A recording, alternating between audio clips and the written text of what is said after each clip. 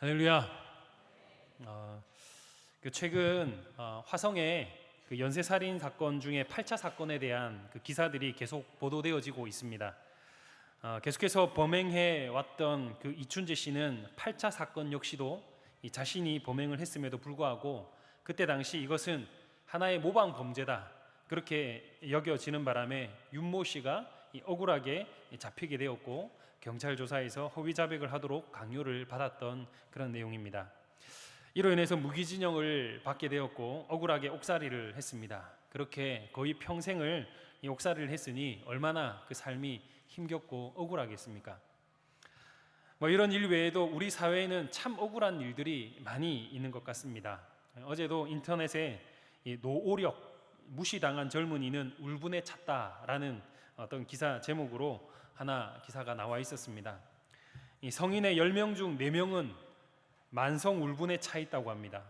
그 중에 심한 울분을 느끼는 세대는 20대로 거의 14%가 울분에 차 있다라고 이렇게 말을 합니다. 그리고 그 현상은 나이가 낮을수록 이 울분 지수가 높고 그리고 가구별로도 홀로 사는 1인 가구에서 가장 높은 곳으로 이렇게 조사가 되었습니다. 특별히 20대, 30대들의 생각은 이 사회는 공정해야 된다라고 그렇게 생각하고 그렇게 기대하고 있었지만 실제로 사회를 나가보니 자신에게는 전혀 공정하지 않았다 그렇게 생각하는 사람들이 많다는 것이죠. 결국 이런 불공정하다라는 생각이 이 젊은 층들의 그 울분을 한층 더 이렇게 자극하고 있는 것 같습니다. 이런 것이 사회 문제로만 이렇게 나타나는 것이겠습니까?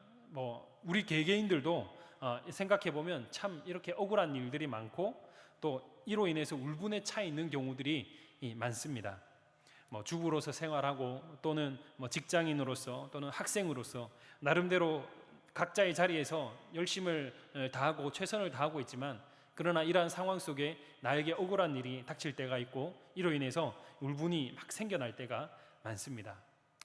자, 그렇다면 그런 울분과 억울함이 여러분들에게 있을 때에 여러분들은 어떻게 이것을 해소하며 살아가고 계십니까? 세상에 많은 사람들은 이런 울분이 차오를 때 술 한잔 걸치고 술 한잔 마시면서 그런 거 다 잊어버리자 그렇게 생각하면서 술을 마십니다. 또 어떤 사람은 그 일과는 상관없는 엉뚱한 사람에게 자기의 어떤 감정을 막 퍼붓기도 합니다. 화풀이를 하는 거죠. 또 어떤 사람은 여행으로 또 운동으로 게임으로 노래로 자신에게 쌓였던 여러 가지 악한 감정들을 해소해 보려고 노력을 합니다. 하지만 문제는 이렇게 한바탕 퍼붓고 나서 다시 현실로 돌아오면 현실은 전혀 변해 있지 않고 다시 그 현실을 마주하는 이 불편한 그 모습을 우리가 직면하게 됩니다. 자, 그렇다면 우리 그리스도인들은 이런 상황을 만났을 때 어떻게 대처하는 것이 참 지혜일까요? 오늘 본문은 그런 울분과 이 억울한 삶을 살았던 한나가 그 상황을 어떻게 극복할 수 있는지에 대해서 잘 보여주고 있는 하나의 예가 되어지고 있습니다. 오늘 본문의 배경은 아마 우리가 잘 알고 있으리라 생각됩니다. 엘가나라는 사람에게는 2명의 아내가 있었습니다. 한 사람은 한나이고 다른 한 사람은 브닌나입니다. 근데 이 브닌나에게는 자녀가 있었지만 한나에게는 자녀가 없었습니다. 그런 상황에서 이 브닌나는 자식을 낳지 못한 그 한나에 대해서 늘 면박을 주면서 나는 자녀를 낳았어. 나는 내 아들 있고 딸이 있어. 근데 넌 뭐야? 넌 그렇게 애도 없으면서 이 집에 있을 자격이 있겠어? 너 나가. 이러면서 늘 이렇게 면박을 주었던 것입니다. 그런 상황에 대해서 이제 6절 말씀에서는 브닌나를 적수라고 이렇게 표현을 하고 있습니다. 그리고 그를 심히 격분하게 해서 괴롭게 하였다라고 이렇게 기록을 합니다. 둘 사이의 갈등이 얼마나 심하고 그 괴로움이 얼마나 심했으면 같이 살고 있는 사람을 향해서 적수, 즉 원수라고 이렇게 표현을 썼겠습니까? 근데 더 놀라운 사실은 한나가 처한 상황은 어떤 단체나 또는 회사에서 일어난 일이 아니라 한 가정에서 지금 일어나고 있는 일입니다. 회사나 어떤 단체에서 있었다면 그 모임에 안 나가면 되고 또 회사 같은 경우는 사표 쓰면 되는 겁니다. 그런데 한 가정에서 일어난 일이기 때문에 이것은 피할 수도 없는 그런 상황이었던 것이죠. 날마다 격분하게 만드니 한나는 울분에 차서 이것이 걷잡을 수 없을 만큼 커지게 된 것이죠.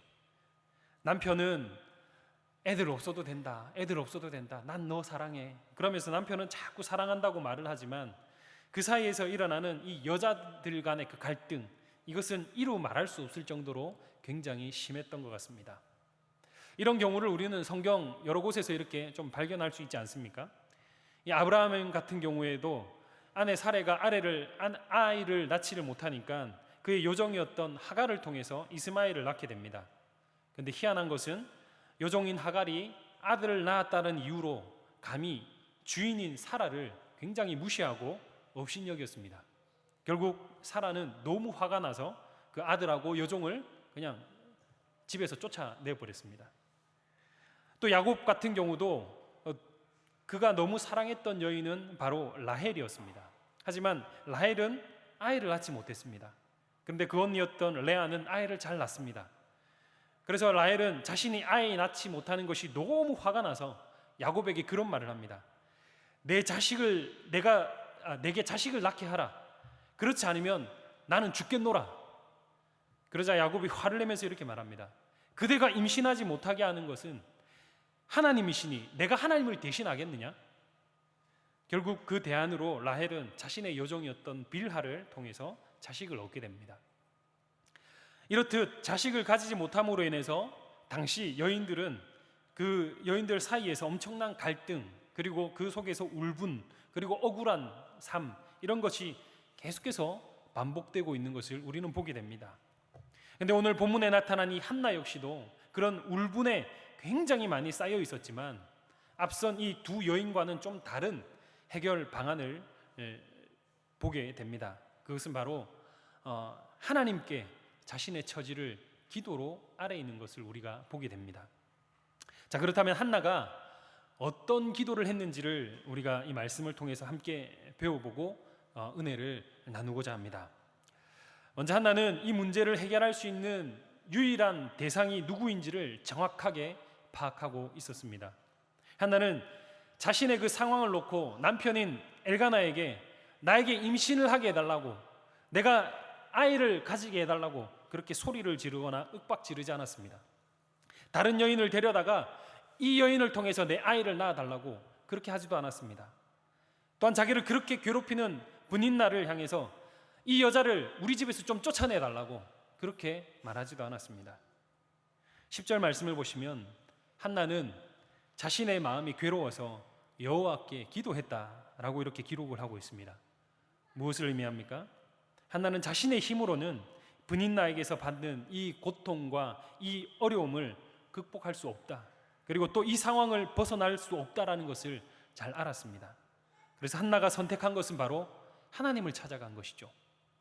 한나는 인간의 역사를 주관하시는 분은 하나님이시고 하나님만이 자신이 처한 이 상황을 가장 선하게 그리고 가장 지혜롭게 해결해 주실 분이시라는 것을 잘 알고 있었습니다. 그래서 사람을 찾지 않고 하나님을 찾으셨던 것입니다. 그리고 기도함을 통하여서 자신이 지금 당면하고 있는 이 문제를 해결해 나갔던 것을 보게 됩니다. 사랑하는 성도 여러분, 어찌 보면 하나님께 문제를 가지고 나가서 기도하는 것은 우리 그리스도인으로서 가장 기본적인 자세 중에 하나입니다. 하지만 정작 우리에게 억울한 일을 당하거나 또는 이로 인해서 울분에 차오를 때 과연 우리는 하나님을 잘 찾고 계십니까? 우리는 실상 하나님을 찾기보다는 당장 이 울분을 좀 받아주고 좀 이 문제에 대한 해결책을 좀 제시해 줄 여러 사람들을 찾고 있는 것이 우리의 모습입니다.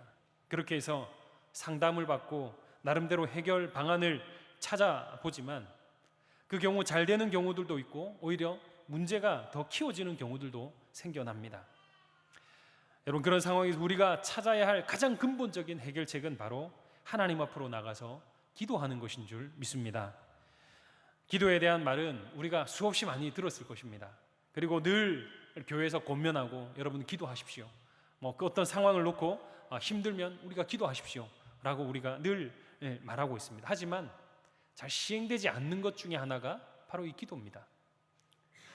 여러분, 우리가 기도에 대해서 지식적으로만 알고 있는 기도는 옳은 기도가 아닙니다. 우리가 지식적으로만 알고 행하지 않으면 그 기도는 우리가 경험한 기도가 아닌 것이죠.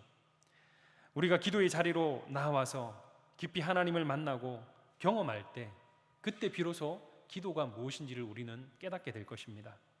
삶에 문제가 있을 때, 어려움을 만났을 때 늘 기도의 자리로 나가서 그 문제를 해결해 가시는 하나님을 전적으로 찾고 의지하고, 그리고 또 그 안에서 해결함 받는 우리 교한 성도님들의 삶이 되기를 주님의 이름으로 축복합니다. 다음으로 우리가 한나를 통해서 볼 수 있는 것은 바로 그의 간절한 기도의 모습입니다. 10절에서 한나는 통곡했습니다. 이 통곡한다는 것은 자신의 솔직하고 정직한 심정을 하나님 앞에 숨김없이 다 드러냈다라는 말입니다. 그리고 11절에서 여종의 고통을 돌아보시고 나를 기억해 달라고 이렇게 말씀합니다. 여기서 돌아보시고라는 단어는 제발 좀 보십시오, 그러한 표현으로 자신을 제발 기억해 달라고 요청하는 그 간절한 마음을 표현한 것입니다. 그리고 그렇게 기도하고 있는 한나의 모습을 보고 엘리 제사장은 술을 끊으라 이렇게 질책했을 때 대답하기를, 나는 마음이 슬픈 여자라 포도주나 독주를 마신 것이 아니요 여호와 앞에 내 심정을 통한 것뿐입니다 라고 이렇게 대답을 합니다. 여기서 마음이라는 단어를 쓰고 있습니다. 이 단어는 1장에서 여러 곳에서 나타나는 단어인데 비슷한 단어들이 많이 나옵니다. 10절에서 마음이라는 단어, 13절에서는 속, 그리고 15절에서 마음, 이렇게 표현되어지고 있는데 이 각자는 원어가 다 다릅니다. 그런데 모두 동일한 의미인 마음으로 통합니다. 즉 한나는 하나님 앞에 기도할 때 그냥 목소리만 높이고, 그리고 형식적으로 그냥 앉아서 어떤 갖추어진 그러한 기도를 드린 것이 아니라 정말 하나님 앞에 기도할 때 그 마음을 쏟았던 기도를 한 것을 우리는 보게 됩니다. 그런 기도에 대해서 15절에서 심정을 통하였다라고 이렇게 표현을 합니다. 심정을 통하였다라는 표현을 쉽게 표현하면 내 마음을 쏟았다, 내 마음을 쏟아 놓았습니다 라는 그런 표현입니다. 한나는 기도할 때 자신의 마음을 쏟아 놓고 하나님 앞에 기도를 했던 겁니다. 그렇게 마음을 쏟고 깊은 기도의 자리로 나아갈 때 비로소 한나는 하나님과의 깊은 만남을 가질 수 있었습니다. 형식적인 기도가 아닌, 어찐 짜여진 기도가 아닌, 정말 그 마음을 토로하는 그 마음으로 하나님 앞에 나갔을 때 하나님은 한나를 만나 주셨습니다.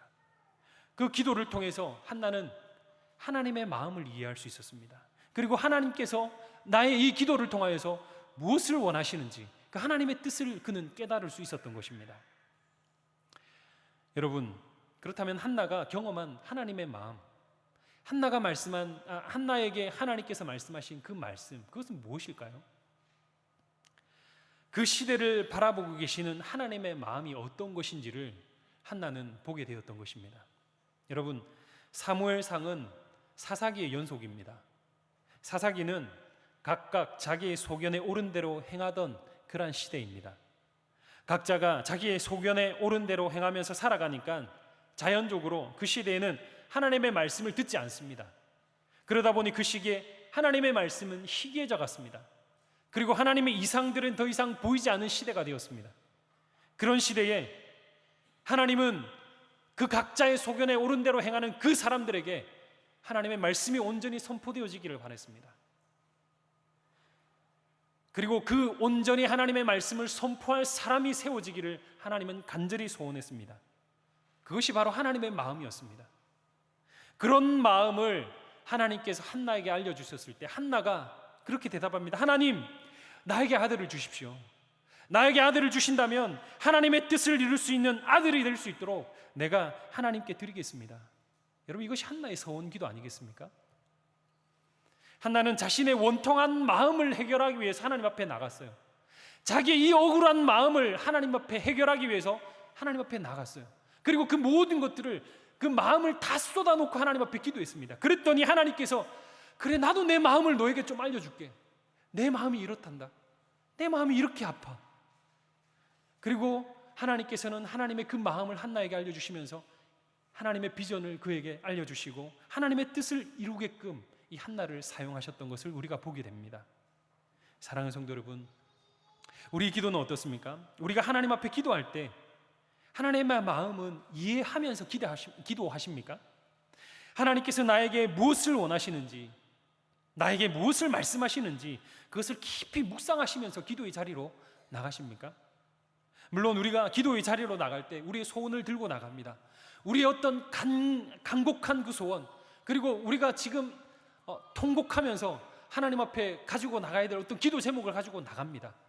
그런데 우리가 기억해야 할 것은 그렇게 간절한 소원을 가지고 하나님 앞에 기도하며 나갈 때에 하나님께서도 하나님의 마음을 우리에게 말씀해 주시는 거예요. 그리고 하나님 앞에 기도할 때 그 하나님께서는 가장 선한 길이 무엇인지, 그리고 하나님께서 가장 기뻐하시는 길이 무엇인지를 기도를 통하여서, 말씀을 통하여서 우리에게 계속해서 지도해 나가신다는 것입니다. 여러분, 예수님께서도 바로 그런 기도를 하셨습니다.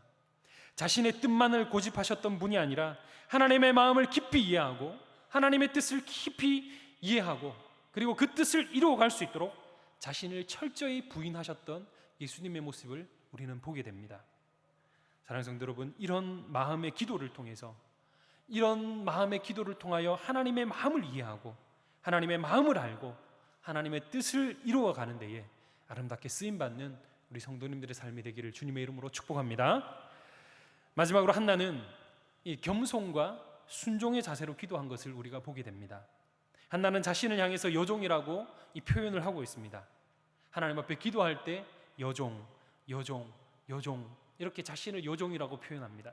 그리고 심지어 엘리 제사장에게도 여종, 여종 이렇게 표현하고 있습니다. 종, 자신을 종이라고 이렇게 표현합니다. 종이라고 표현한 것은 자신에게 아무런 권한이 없다라는 표현입니다. 모든 권한은 오직 주인 되신 하나님께 있습니다.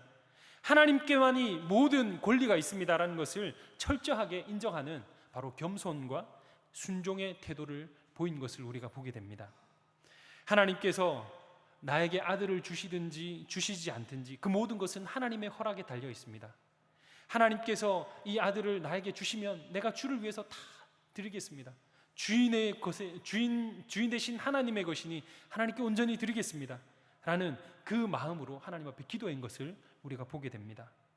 사랑하는 성도 여러분, 우리는 바로 이런 종의 자세를 배워서 하나님 앞에 기도의 자리로 나가야 할 줄 믿습니다.